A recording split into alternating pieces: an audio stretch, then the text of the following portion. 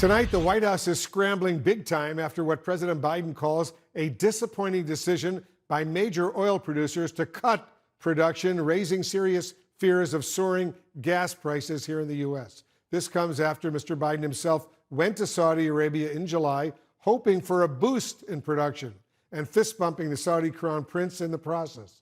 Earlier, I spoke with the former Treasury Secretary, Larry Summers, about the oil squeeze and whether this is a failing moment for the White House.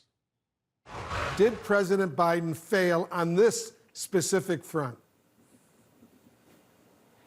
Look, nobody can be happy about what happened. It's hard to know what would have happened if President Biden had not taken that trip. At the time, I thought it was the reasonable thing to do, recognizing that there was enormous uncertainty as to how it would play out. This is not good news that we've gotten from OPEC. It increases the risks with respect to inflation. It increases the risks with respect to recession. The sense that Saudi Arabia is in collaboration of some kind with Russia can't be a happy one for Americans. Yeah, you're absolutely on the right. other hand, Wolf, oil prices did not spike today. They did not spike yesterday. Some of that is because people thought something like this was going to happen. Some of that was because some of this output contraction is sort of meaningless. People reduced their quotas, but since they weren't producing up to their previous quotas anyway, it didn't really matter when they cut their quotas. But I do think there's got to be nervousness about what's going to happen to the price of oil, and that's just something we've got to be braced for. Look, for over any reasonable horizon, over anything more than the next year, the way we've got to think about this is not managing with a fire drill every time we have some oil price problem. It's reducing our fundamental dependence on unstable and problematic parts of the world for our energy. And that means Senator Manchin's permitting policies, whether it's permitting pipelines or permitting more natural gas production or permitting more electricity transmission, need to move as rapidly as possible. That means we need to move to implement as many parts of a shift to renewables as possible.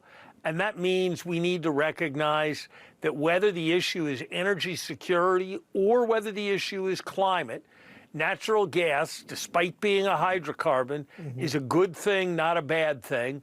And the more of it we produce, the better we're going to be, the more secure we're going to be.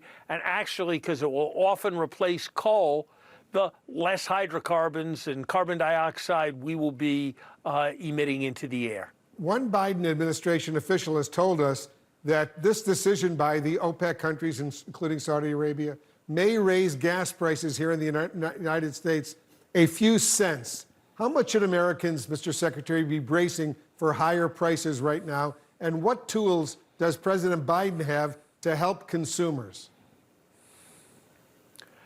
If we get by with a few cents, that'll be a good outcome. It may happen, but I certainly would say that from here, a few cents would be something I'd have to regard as a good outcome.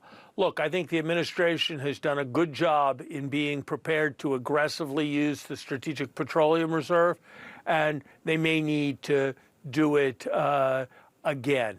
I think beyond that, there's not a lot that they're going to be able to do to affect gasoline prices in the short run. But I think over time, they're going to be able to put in place a regimen that will enable Americans to drive at lower cost. Frankly, some of what happens to gasoline prices are going to depend on whether we have a recession or not. The more severe a recession we have, the lower gasoline prices will be. But that's hardly anything that we're hoping for, very much something that we're hoping against. Well, do you think the U.S. is heading towards a recession? I think it's more likely than not that sometime in the next year or 18 months, we will have a recession. I think that's a consequence of the excesses that the economy has been through, and historical experience suggests that the kind of inflation we have rarely returns to normal levels, to target levels of around 2%, without some kind of recession.